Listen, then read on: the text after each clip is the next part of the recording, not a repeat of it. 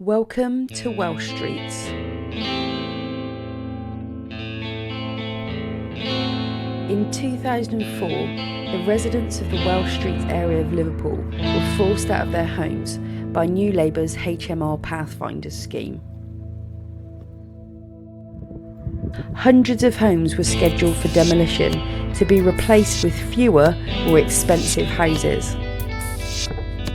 The historic, friendly community was torn apart.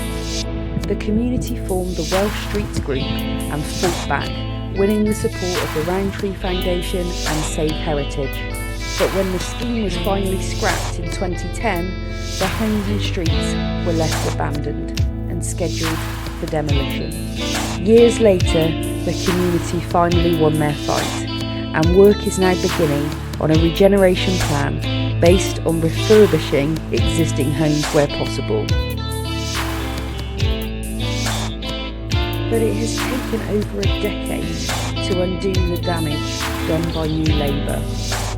These abandoned streets stand as testimony to the broken promises of Blairism.